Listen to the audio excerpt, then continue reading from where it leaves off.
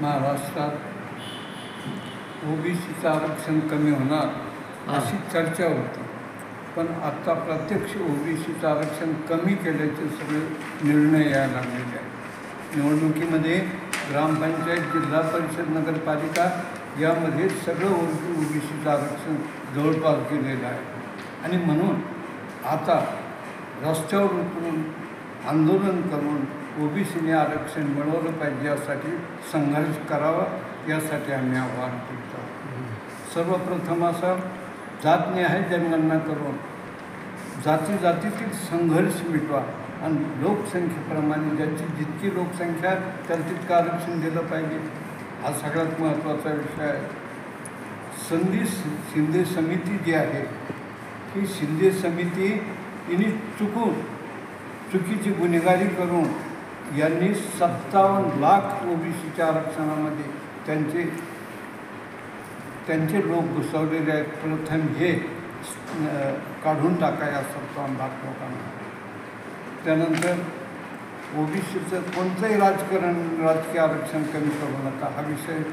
आणि ओबीसीच्या विद्यार्थ्यांना स्कॉलरशिप द्या. स्कॉलरशिप 2-2, 3-3 वर्ष झाले स्कॉलरशिप नाही. विद्यार्थी मेटाकुटीस आले, प्रवेशाच्या वेळेस प्रवेश नाही पैशाशिवाय. आणि म्हणून ओबीसीच्या विद्यार्थ्यांना स्कॉलरशिप तात्काळ दिली पाहिजे. नसता आम्हाला विद्यार्थ्यांसह आंदोलनात बसायचं आहे 12 तारखेला. 12 तारखेला काय? 12 तारखेला उपोषण, लाक्षणिक उपोषण आणि आमरण उपोषण. कुठं राहणार आहे? क्रांती चौक. ओबीसीचे नेते सत्ताधारी पक्ष छगन भुजबळ हे आहेत, म्हणजे ते ओबीसीच्या बाजूने लढण्याचं दाखवतात. मग ते अपयशी ठरले असं वाटतंय का तुम्हाला? होय, त्यांच्या वयमानाने त्यांना रस्त्यावर येता येणार नाही, पण आम्हाला रस्त्यावर यायचं आहे ना. आम्ही अजून सक्षम आहोत रस्त्यावर येण्यात. भुजबळ साहेबच काय आमरण आपलं काम केलं पाहिजे. एकाच नेत्यावर अवलंबून राहून चालत नाही ना. त्या ओबीसीच्या नेत्यात काय झालं आपल्याला नंतर बोलणार आहेत आम्ही उपोषणावर असल्यावर. म्हणजे तुम्हाला असं वाटतं का की कुठेतरी आता ओबीसीच्या आरक्षणाला कुठेतरी धक्का लागण्याचा प्रयत्न दिसून येत आहे? झाला आली. तुम्ही रिपोर्टिंग विचारून घ्या कलेक्टर, कमिशनरला. ओबीसीच्या जागा कमी केल्या, अजून काय पाहिजे? जरांगे पाटील आता पुन्हा मुंबईची कूच करणार आहे. विषयच नाही. सगळे स्वराचे मुद्दा आपल्यामध्ये ते रद्द केला पाहिजे. जरांगे पाटील काही बराळला म्हणजे द्यायचं का आपल्याला? नाही, त्यांच्याच मागणीनुसार 57 लाखाच्या नोंदी, कुणबीच्या नोंदी त्याच्यामध्ये ॲड केलेल्या, त्या रद्द करा. जरांगे पाटील देशाचं राज्य मागतायत, ते दिलं पाहिजे का आपण? नाही, आता ओबीसी सगळे सोऱ्यावर ते अडून बसलेले आहेत. ते देऊच नका.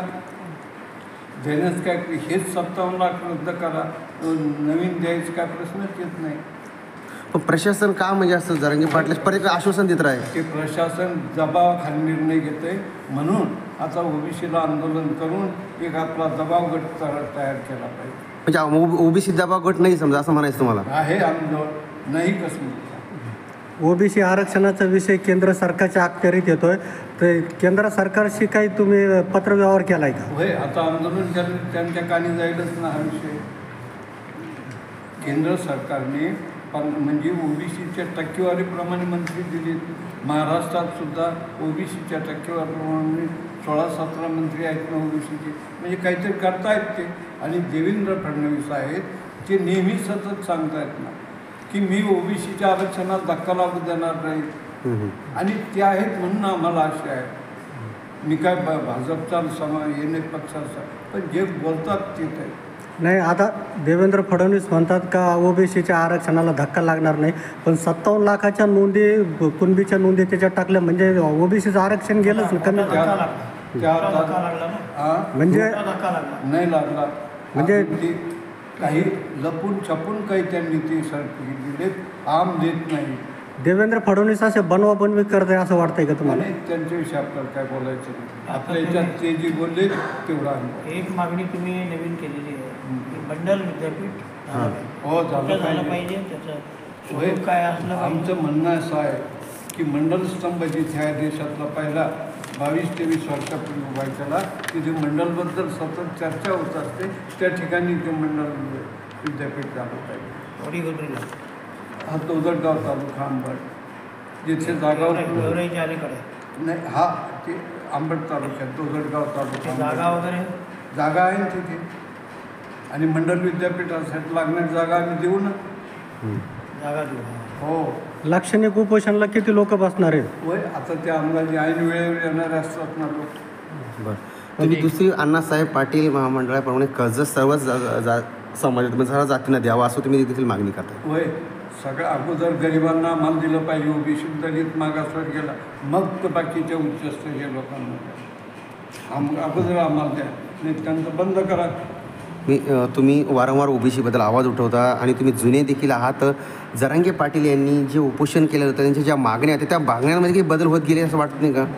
वय जरांगे पाटील त्यांच्याविषयी आज बोलत नाही. उपोषणाला बसल्यावर त्यांच्या गावचे त्यांचे लोक बोलणार आहे. काय बोलाय? हा जरांगे कोण आहे?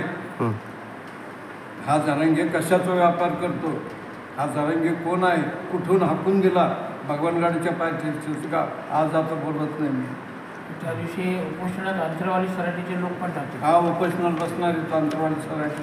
गांधी चौकात. हो, नाही, आता तुम्ही बोलताना सांगितलं का छगन भुजबळांचं वय जास्त झालं आणि ते फिरू शकत नाही.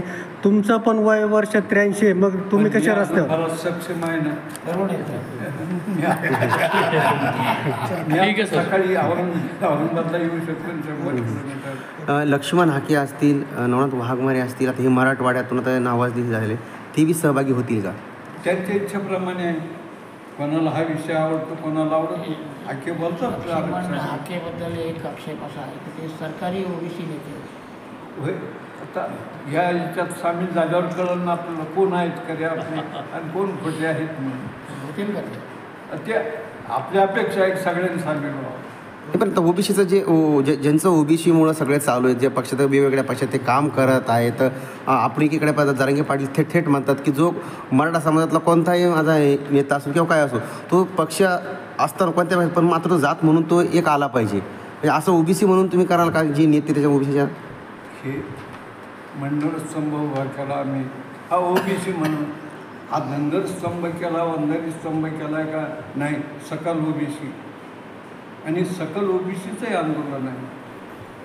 आता काही माणसं म्हणतात बीड जिल्ह्यात काही संबंध नाही, बीड जिल्ह्याचा याच्यात तिकडचं आंदोलन ते करतील लोक. आमचा पहिला परभणीचे सूर्यवंशी जो आहे त्याच्या मारेकऱ्याला शिक्षा होऊ द्या आणि नंतर मग यांना शिक्षा करा. छत्रपती संभाजीनगरच का निवडलं तुम्ही?